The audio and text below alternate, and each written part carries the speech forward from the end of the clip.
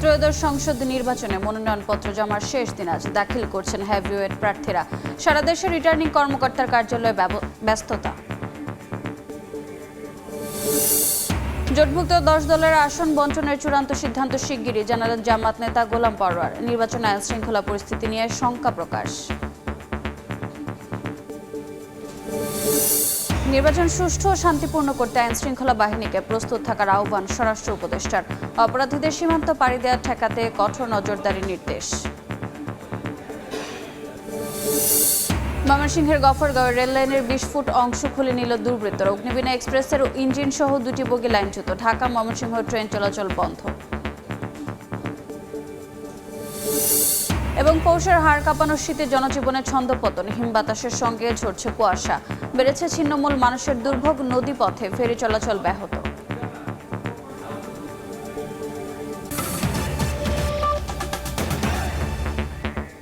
সময় সংবাদের সঙ্গে আছে আমি রোজা চৌধুরী। ত্রয়োদশ জাতীয় সংসদ নির্বাচনে মনোনয়নপত্র জমার শেষ দিন আজ সকাল থেকে দাখিল করছেন হেভিওয়েট প্রার্থীরা। এজন্য সারা দেশে রিটার্নিং কর্মকর্তার কার্যালয়ে চলছে ব্যস্ততা। সকালে সেগুনবাগিচা বিভাগীয় কমিশনারের কার্যালয়ে ঢাকা 17 আসনে বিএনপির ভারপ্রাপ্ত চেয়ারম্যান তারেক রহমানের পক্ষে মনোনয়নপত্র জমা দেন আব্দুল সালামের নেতৃত্বে প্রতিনিধি দল। সকাল 9টা থেকে বিকাল 5টা পর্যন্ত রিটার্নিং কর্মকর্তা ও সহকারী রিটার্নিং কর্মকর্তার কাছে মনোনয়নপত্র জমা দিতে পারবেন প্রার্থীরা। সকালে মনোনয়নপত্র জমা দিয়েছেন ঢাকা 13 আসনের বিএনপি মনোনীত প্রার্থী ববি হাজ্জাজ। এছাড়া ঠাকুরগাঁও 1 আসনে মনোনয়নপত্র জমা দেন বিএনপি মহাসচিব মির্জা ফখরুল ইসলাম আলমগীর। 30 ডিসেম্বর থেকে 4 জানুয়ারি পর্যন্ত চলবে মনোনয়নপত্র যাচাই বাছাই। 21 তারিখ প্রতীক বরাদ্দের পরে প্রার্থীরা প্রচারণা চালাতে পারবেন।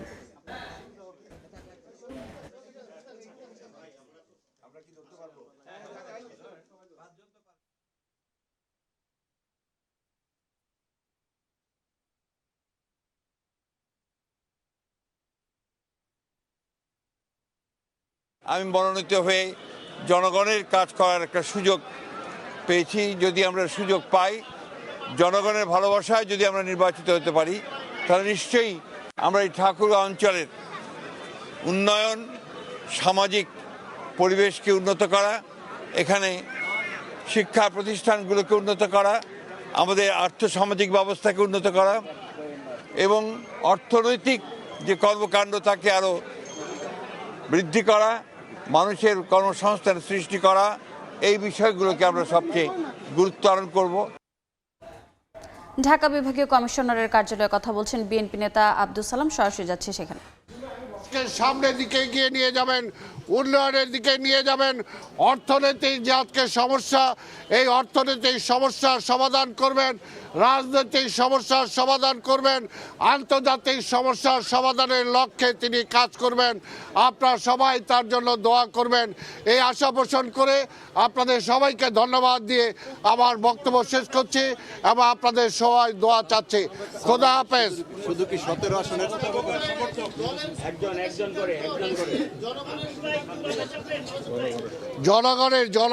জনগণ চেয়েছে যে উনি এই নির্বাচনী এলাকা থেকে নির্বাচন করুক, সেই কারণে দল তাকে মনোনয়ন দিয়েছে এবং তিনি আজকে নির্বাচন করছেন। সালাম ভাই, আপনারা কি শুধু 17 আসনের জনগণকে আহ্বান জানাবেন নাকি ঢাকা সহ সারা বাংলাদেশের জনগণকে আহ্বান? না, আমরা বাংলাদেশের জনগণকে আমরা আহ্বান জানাচ্ছি ধানের শীষের পক্ষে। আর যেহেতু বিশেষ করে আমি তার চিফ কোঅর্ডিনেটর হিসাবে এখানে আসছি তার পক্ষে জমা দেওয়ার জন্য, কাজে ঢাকা 17 সকল জনগণকে আবার আলাদা আমরা আহ্বান জানালাম।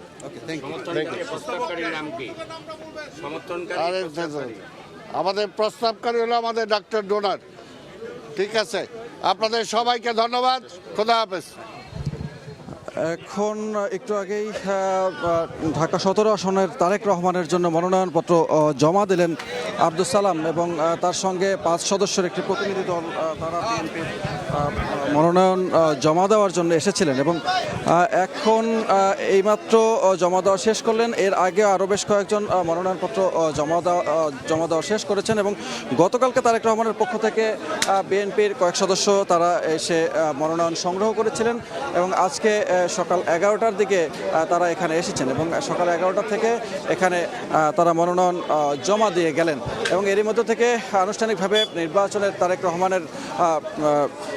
তারেক রহমান নির্বাচনের মঞ্চে নামলেন। এবং একটি বিষয় জানিয়ে রাখি যে সকাল থেকে আরও কয়েকজন মনোনয়নপত্র জমা দিয়েছেন, তার মধ্যে জামায়াত নেতা মীর কাশেম আলীর ছেলে ব্যারিস্টার আরমান, তিনি ঢাকা থেকে মনোনয়ন সংগ্রহ করেছেন এবং মনোনয়ন সংগ্রহ করার পর মনোনয়ন জমাও দিয়ে গেছেন।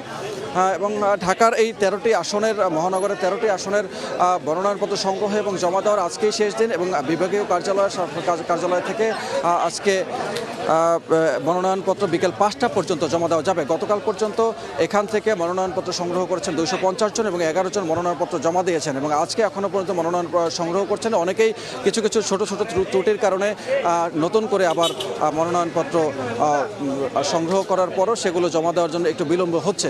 তো এই ছিল এখন পর্যন্ত বিভাগীয় কার্যালয়ের সামনে থেকে সবশেষ তথ্য। কারণ বগুড়া 6 আর সদর আসন সেখানে কিন্তু বিএনপি ভারপ্রাপ্ত চেয়ারম্যান তারেক রহমানের পক্ষে বিএনপি শীর্ষ নেতারা আজকে মনোনয়ন ফরম শেষ দিনে কিন্তু জমা দেবেন। এর পাশাপাশি কিন্তু বগুড়া 7, গাবতলী এবং শাহজাহানপুর উপজেলা মিলে যে আসনটি গঠিত, সেই গাবতলী 7 থেকে কিন্তু বেগম খালেদা জিয়ার পক্ষে বিএনপি শীর্ষ নেতারা মনোনয়ন ফরম জমা দেবেন। তবে বগুড়া 7 আসনে যেটি, সেখানে বিএনপির বেগম খালেদা জিয়া কিন্তু অসুস্থ থাকায় আসলে তার পক্ষে বিকল্প প্রার্থী হিসেবে গাবতলী উপজেলা বিএনপি সভাপতি মোর্শেদ মিল্টনকেও রেখেছে বিএনপি। এর পাশাপাশি কিন্তু আসলে বগুড়ার যে 7টি সংসদীয় আসন রয়েছে 12টি উপজেলা মিলিয়ে, এই 7টি সংসদীয় আসনে কিন্তু এখন পর্যন্ত বিভিন্ন রাজনৈতিক দল এবং স্বতন্ত্রভাবে 39 জন প্রার্থী তাদের মনোনয়ন পত্র সংগ্রহ করেছেন এবং গতকালকে পর্যন্ত শুধুমাত্র একজন প্রার্থী কিন্তু তার মনোনয়ন ফরমটি কিন্তু আসলে জমা দিয়েছিলেন। তবে আজকে কিন্তু আসলে বাকি যারা প্রার্থী আছেন তারা কিন্তু মনোনয়ন ফরম তাদের আসলে জমা দিবেন। এছাড়াও যারা রাজনৈতিক দলের নেতারা আছেন ইতিমধ্যেই, বিশেষ করে প্রধান যে রাজনৈতিক দল একটি এখন জামাতে ইসলামের যিনি বগুড়া 6 সদর আসনের প্রার্থী রয়েছেন আবিদুর রহমান সোহেল, কিছুক্ষণের মধ্যে কিন্তু তিনি এই যে জেলা রিটার্নিং কর্মকর্তার কার্যালয় রয়েছে, জেলা প্রশাসকের কার্যালয়, সেখানে এসে কিন্তু মনোনয়ন ফর্মটি কিন্তু জমা দিবেন। এবং ইতিমধ্যেই যে জেলা প্রশাসকের যে কার্যালয় রয়েছে, রিটার্নিং কর্মকর্তার কার্যালয়, এখানে কিন্তু নিরাপত্তা জোরদার করা হয়েছে। আইন শৃঙ্খলা বাহিনীর র্যাব অন্যান্য বাহিনীর সদস্যরা কিন্তু নিয়োজিত হয়েছেন এবং জেলা যিনি রিটার্নিং কর্মকর্তা রয়েছেন, জেলা প্রশাসক আমাদেরকে জানিয়েছেন যে নির্বাচনের যে আচরণ বিধি, সেই আচরণ বিধি মেনে কিন্তু আসলে প্রার্থীদেরকে এখানে তাদের যে মনোনয়ন ফর্ম সেটি কিন্তু জমা দিতে হবে। এবং যেমনটি বলছিলাম যে বিএনপির পক্ষ থেকে কিন্তু আসলে বেলা 12টার পরপরই কিন্তু বিএনপি যিনি ভারপ্রাপ্ত চেয়ারম্যান রয়েছেন তারেক রহমান এবং বিএনপি চেয়ারপারসন সাবেক প্রধানমন্ত্রী বেগম খালেদা জিয়ার পক্ষে কিন্তু মনোনয়ন ফর্ম এখানে রিটার্নিং অফিসারের কার্যালয়ে কিন্তু জমা দেওয়ার আর কথা রয়েছে। এবং এই পরিবেশকে ঘিরে কিন্তু ইতিমধ্যে একেবারে উৎসবমুখর একটি পরিবেশ এখানে কিন্তু বিরাজ করছেন। এবং বিএনপির নেতারা যেমনটি নিশ্চিত করেছেন যে গতকালকে কিন্তু যে ঢাকার যে গুলশান কার্যালয় রয়েছে বিএনপি, সেখানে কিন্তু বিএনপির ভারপ্রাপ্ত চেয়ারম্যান তারেক রহমান বগুড়া 6 আসন থেকে যে তিনি প্রার্থীটা প্রতিদ্বন্দ্বিতা করছেন প্রথমবারের মতো জাতীয় সংসদ নির্বাচনে, সেখানে কিন্তু তিনি সই করেছেন এবং তার প্রেক্ষিতে কিন্তু আজকে তারা মনোনয়ন ফর্মটি এখানে বগুড়ায় জমা দেওয়া হবে। তো বগুড়া থেকে এখন পর্যন্ত এই ছিল আমার কাছে সর্বশেষ। সরাসরি যুক্ত ছিলাম বগুড়া এবং রাজধানীর সেগুনবাগিচায়।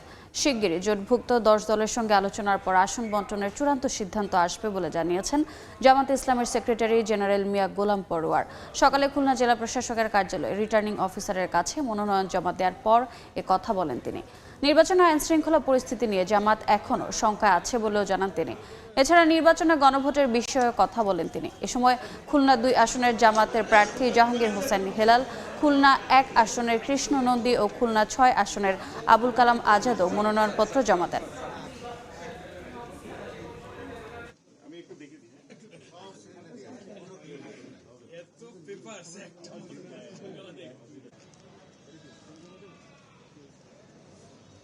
আইন শৃঙ্খলা পরিস্থিতি যদি সরকার এবং ইলেকশন কমিশন এখন নিয়ন্ত্রণে আনতে না পারে, এই নির্বাচন জনগণের প্রত্যাশিত যে ফ্রি, ফেয়ার, ক্রেডিবল সেটা হবে কিনা আমরা এখনো শঙ্কিত। আমরা দেশবাসীকে বলছি, আপনারা হাকে জয়যুক্ত করবেন, হার পক্ষে আপনারা ভোট দেবেন। 10 দলের নেতৃবৃন্দ সিদ্ধান্ত এর মধ্যে চূড়ান্ত করে ফেললে যাকে প্রত্যাহার করতে বলা হবে তিনি প্রত্যাহার করবেন, তখনই সংখ্যাটা চূড়ান্ত হবে। বরিশালেও চলছে মনোনয়নপত্র জমাতে। বিস্তারিত জানাতে সেখানে আছেন সহকর্মী অপূর্ব। যাচ্ছি তার কাছে। ত্রয়োদশ জাতীয় সংসদ নির্বাচনের মনোনয়নপত্র আজ জমা দেবার শেষ দিন এবং শেষ দিনে বরিশালের রিটার্নিং কর্মকর্তার কার্যালয়ে কার্যত এখন উৎসবমুখর পরিবেশ চলছে। বিভিন্ন রাজনৈতিক দলের নেতাকর্মীরা এখানে জড়ো হয়েছেন। এক এক করে বিভিন্ন রাজনৈতিক দলের শীর্ষ নেতারা যারা মনোনয়ন দল থেকে যাদেরকে মনোনয়ন দেওয়া হয়েছে তারা এখানে মনোনয়নপত্র জমা দিচ্ছে রিটার্নিং কর্মকর্তার কার্যালয়ে। ছবি যেটি দেখছেন এটি হচ্ছে বরিশালের জেলা প্রশাসক কার্যালয়ের ঠিক সামনের অংশ, সামনের চত্বর। ভিতরে এরই মধ্যে বাংলাদেশ জামায়াতে ইসলামের সহকারী সেক্রেটারি জেনারেল মোয়াজ্জেম হোসেন হেলাল তিনি এইমাত্রই আমরা দেখেছি যে তিনি ভিতরে গিয়েছেন, তিনি তার মনোনয়নপত্র জমা দেবার জন্য। সেই সাথে ভিতরে বাসদ মনোনীত ডাক্তার মনীষা চক্রবর্তী তিনিও ভিতরে রয়েছেন। তিনি তার মনোনয়নপত্রটি জমা দেবার জন্য ভিতরে গিয়েছেন। বাহিরে আরও বিপুল সংখ্যক নেতাকর্মীরা রয়েছে, আশপাশ ছড়িয়ে ছিটিয়ে রয়েছে। যদিও বা পুলিশের কড়াকড়ি নিরাপত্তার কারণে তারা বলছেন যে ভিতরে কেউ অবস্থান নিতে পারবে না। সবাই সামনের যে রাস্তার অংশে সবাইকে দাঁড়ানোর আহ্বান জানানো হয়েছে। বিএনপির বরিশাল সদর আসনের প্রার্থী মজিবুর রহমান সরোয়ার তিনি আসবেন, তিনি নির্ধারিত সময় রেখেছেন দুপুর 12টায়, তিনিও আসছেন। হেভিওয়েট প্রার্থীর মধ্যে তিনি বরিশাল সদর আসন থেকে রয়েছেন। সেই সাথে সাথে ইসলামী আন্দোলন বাংলাদেশের মনোনীত প্রার্থী মুফতি মোহাম্মদ ফয়জুল করিম তিনি এর মধ্যে তিনি তার মনোনয়নপত্র জমা দিয়েছেন। রিটার্নিং কর্মকর্তার কার্যালয় থেকে জানানো হয়েছে যে বরিশালে যে 6টি আসন রয়েছে সেই 6টি আসনে 58 জন মনোনয়নপত্র নিয়েছেন।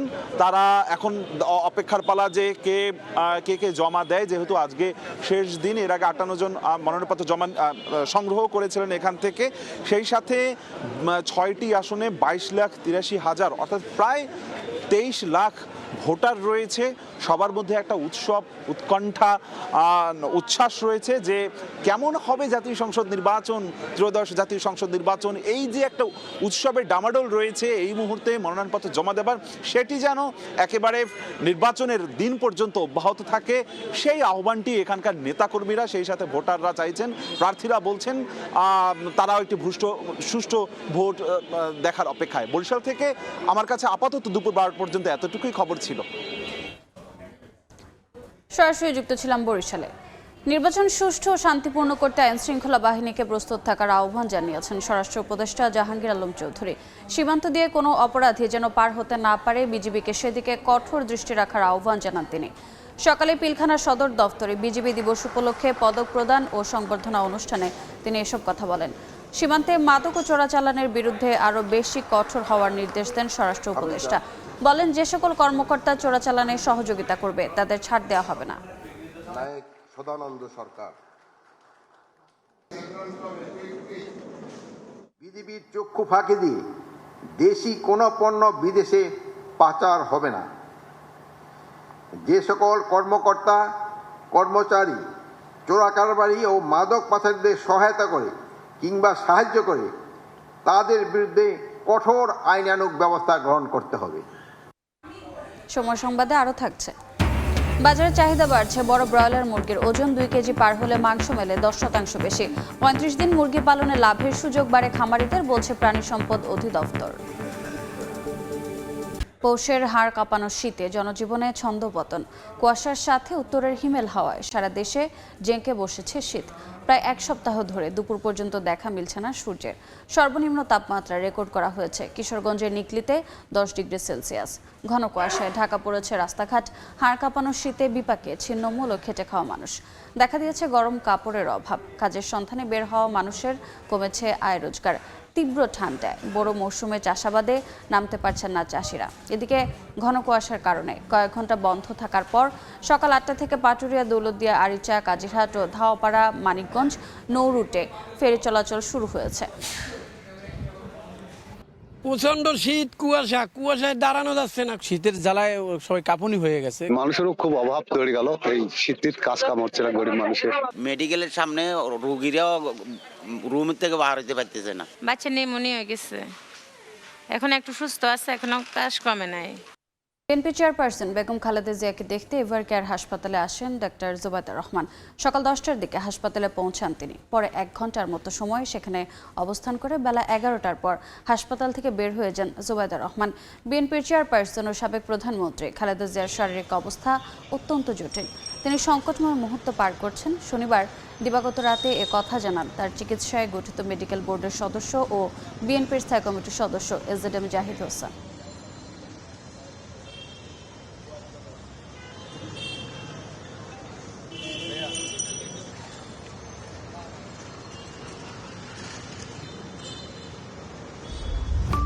EDF Aluminium.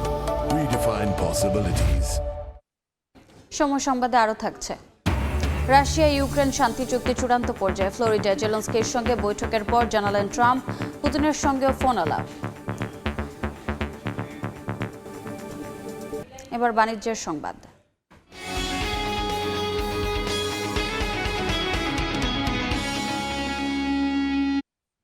বাজারে দিন দিন বড় ব্রয়লার মুরগির চাহিদা বাড়ছে।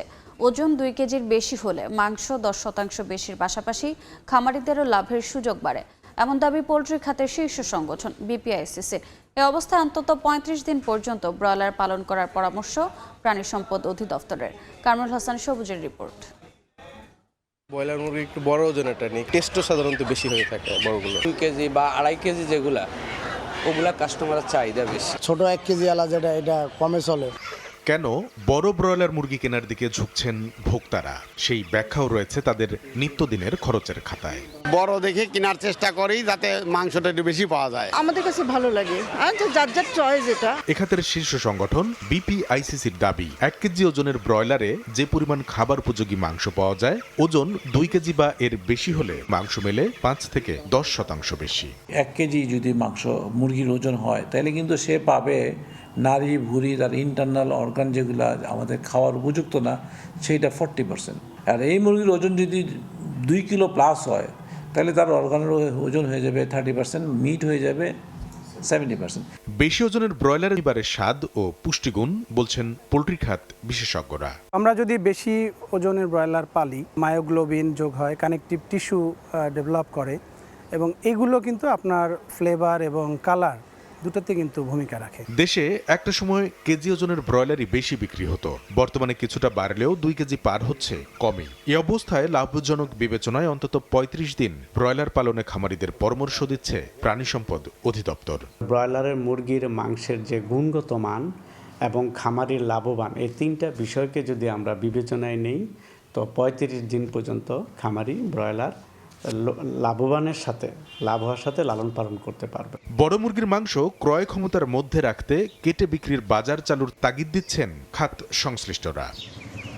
কামরুল হাসান সবুজ, সময় সংবাদ, ঢাকা। ময়মনসিংহে রেলপথের 20 ফুট অংশ খুলে ফেলেছে দুর্বৃত্তরা। এতে বন্ধ রয়েছে ঢাকা ময়মনসিংহ রেলপথে ট্রেন চলাচল। পুলিশ জানায়, ভোরে গফরগাঁও রেল স্টেশনে প্রবেশের 2 কিলোমিটার আগে শালটিয়া মাঠখোলা নামক স্থানে লাইনচ্যুত হয় অগ্নিবীণা এক্সপ্রেসের একটি ট্রেন। রেল লাইনটিতে দুপাশ থেকে নাট খুলে সরিয়ে ফেলায় ট্রেনটির ইঞ্জিন সহ সামনের 2টি বগি লাইনচ্যুত হয়ে পড়ে। ট্রেনটি জামালপুরের তারাকান্দি থেকে ঢাকা যাচ্ছিল। সময় সংবাদ, দেশের বাইরের খবর। কিছু বিষয়ে জটিলতা থাকলেও রাশিয়া ইউক্রেন শান্তি আলোচনা চূড়ান্ত পর্যায়ে রয়েছে বলে জানিয়েছেন মার্কিন প্রেসিডেন্ট ডোনাল্ড ট্রাম্প। ফ্লোরিডার মার এলাগোতে ইউক্রেনের প্রেসিডেন্ট ভলোদিমির জেলেনস্কির সঙ্গে বৈঠক শেষে ট্রাম্প কথা বলেন। বৈঠকের আগে রুশ প্রেসিডেন্ট ভ্লাদিমির পুতিনের সঙ্গে টেলিফোনে কথা বলেন মার্কিন প্রেসিডেন্ট। ফোনালাপকে অত্যন্ত ফলপ্রসূ উল্লেখ করে ট্রাম্প জানান, যুদ্ধবন্ধে আন্তরিক রাশিয়া। স্থানীয় সময় রোববার যুক্তরাষ্ট্রের ফ্লোরিডার মারে লাগোই ইউক্রেনের প্রেসিডেন্ট ভলোদিমির জেলেনস্কির সঙ্গে বৈঠক করেন মার্কিন প্রেসিডেন্ট ডোনাল্ড ট্রাম্প। বৈঠকে সংঘাত বন্ধে ইউক্রেনের প্রস্তাব তুলে ধরেন জেলেনস্কি। ইউক্রেনের নিরাপত্তা নিশ্চয়তা ও ভবিষ্যৎ ভূখণ্ড নিয়ন্ত্রণ সহ বিভিন্ন বিষয়ে বিস্তারিত আলোচনা করা হয়। তবে ভূখণ্ড ইস্যুটি অমীমাংসিতই রয়ে গেছে। বৈঠক শেষে ট্রাম্প বলেন, কিছু বিষয়ে জটিলতা থাকলেও শান্তি আলোচনার উল্লেখযোগ্য অগ্রগতি হয়েছে। জেলেনস্কির সঙ্গে বৈঠকের কয়েক ঘন্টা আগে রুশ প্রেসিডেন্ট ভ্লাদিমির পুতিনের সঙ্গে ফোনালাপ করেন মার্কিন প্রেসিডেন্ট ডোনাল্ড ট্রাম্প। ফোনালাপকে কেন্দ্র করে নিজের সামাজিক যোগাযোগ মাধ্যম ট্রুথ সোশ্যালে ট্রাম্প বলেন, পুতিনের সঙ্গে তার আলোচনা ফলপ্রসূ ছিল। যুক্তরাষ্ট্রে নিযুক্ত রাশিয়ার সাবেক রাষ্ট্রদূত জানান, রোববার ট্রাম্প ও পুতিনের মধ্যে 1 ঘণ্টা 15 মিনিটের ফোনালাপ হয়। আলোচনাকে বন্ধুত্বপূর্ণ, সৌহার্দ্যপূর্ণ ও কার্যকর বলে উল্লেখ করেন তিনি। ইউক্রেন যুদ্ধ নিয়ে দুই নেতা স্থায়ী শান্তিপূর্ণ সমাধানে আগ্রহ প্রকাশ করেছেন বলেও জানানো হয়। ইউক্রেন ও ইউরোপীয় মিত্রদের প্রস্তাবিত অস্থায়ী যুদ্ধবিরতির বিরোধিতা করেন দুই নেতা। পুতিন ও ট্রাম্পের মতে সাময়িক যুদ্ধবিরতি সংঘাত দীর্ঘায়িত করতে পারে এবং নতুন করে যুদ্ধ শুরুর ঝুঁকি তৈরি করবে। ফোনালাপে ট্রাম্পের প্রস্তাবে নিরাপত্তা ও অর্থনৈতিক বিষয় নিয়ে কাজ করতে দুটি যৌথ ওয়ার্কিং গ্রুপ গঠনে সম্মত হন পুতিন। এর আগে অস্থায়ী যুদ্ধবিরতির আগে একটি শান্তি কাঠামো চুক্তির কথা বলেছিলেন জেলেন্সকি। তিনি নতুন 20 দফা শান্তি প্রস্তাবও উত্থাপন করেন, যা মস্কো সরাসরি প্রত্যাখ্যান করে। রুশ প্রেসিডেন্ট বলেন, পশ্চিমা কিছু দেশ কিয়েভকে নিরাপত্তা নিশ্চয়তা ও অর্থনৈতিক পুনর্গঠনের বাস্তবসম্মত প্রস্তাব দিচ্ছে, তবে ইউক্রেন শান্তিপূর্ণ সমাধানে এগিয়ে আসছে না। পুতিন হুঁশিয়ারি দেন, রাজনৈতিক সমাধান না হলে রাশিয়া সামরিক পথেই লক্ষ্য পূরণ করবে। নাসরিন রুমি, সময় সংবাদ। আবারও ময়মনসিংহের রেললাইন খুলে ফেলার খবর। ময়মনসিংহের রেললাইনের 20 ফুট অংশ খুলে ফেলেছে দুর্বৃত্তরা। এ বিষয়ে বিস্তারিত জানাতে ঘটনাস্থলে আছেন সহকর্মী ওবায়দুল হক। সরাসরি যাচ্ছে তার কাছে।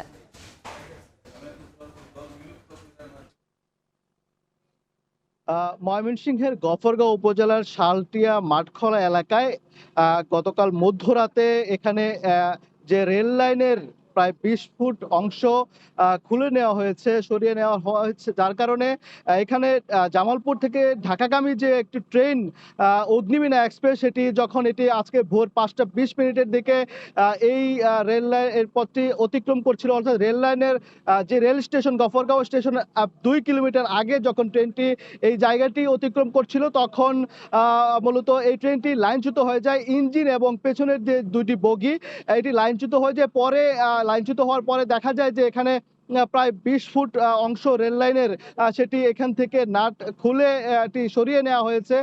দুর্বৃত্তরা এই কাজটি করেছে এবং প্রায় 7 ঘন্টার বেশি সময় ধরে এই জায়গাটিতে এই ট্রেনটি আটকে রয়েছে এবং বিভিন্ন স্টেশনে কিন্তু বেশ কয়েকটি ট্রেন আটকা রয়েছে, অর্থাৎ ঢাকা ময়মনসিংহ যে রেলপথ রয়েছে সেটি কিন্তু 7 ঘন্টার বেশি সময় ধরে বন্ধ রয়েছে এবং এতে যাত্রীরা কিন্তু চরম দুর্ভোগে পড়েছেন।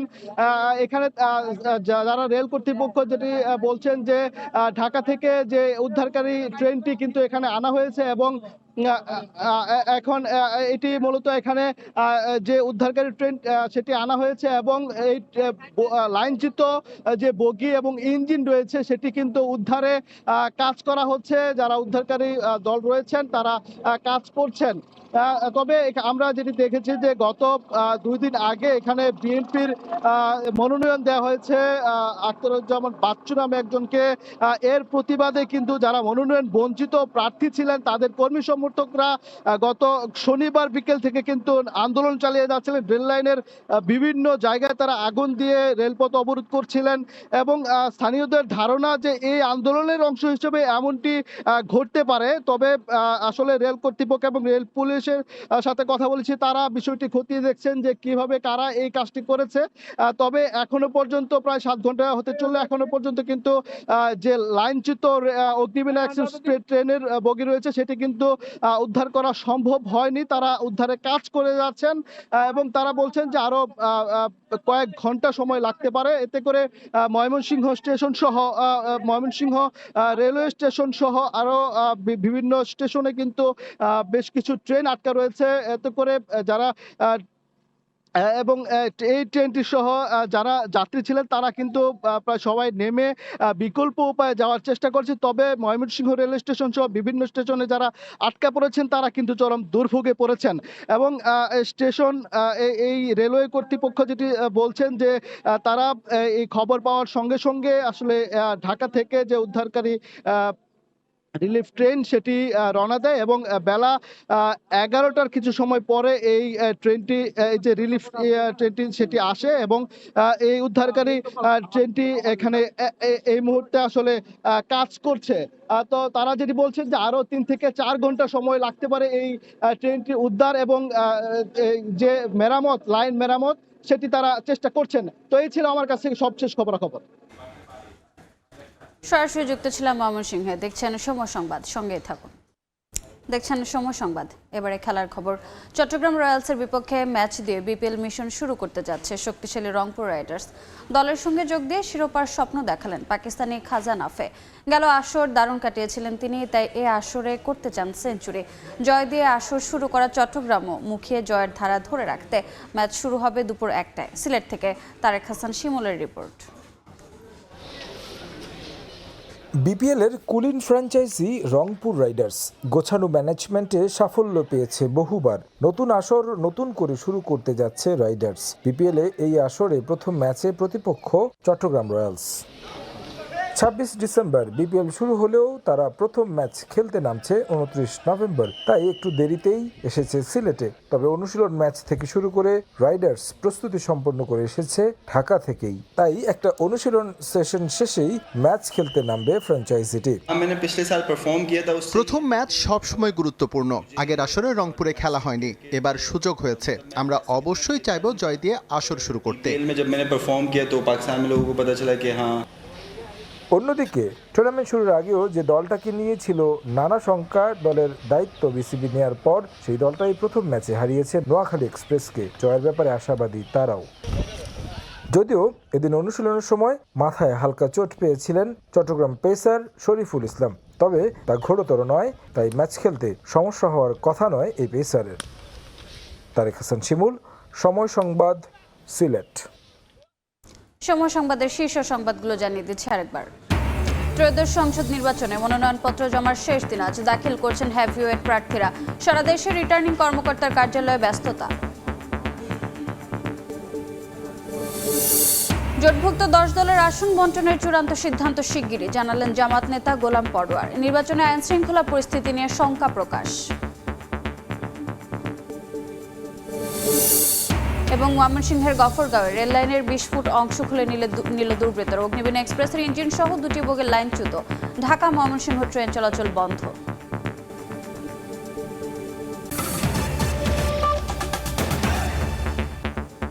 এ ছিল দুপুর 12টার সময় সংবাদে। খেলার সময় নিয়ে সঙ্গে থাকবেন সাব্বির মিথুন। রোজা, আপনাকে ধন্যবাদ। খেলার সময় নিয়ে আসছি কিছুক্ষণ পর, সঙ্গে থাকুন সময়ের।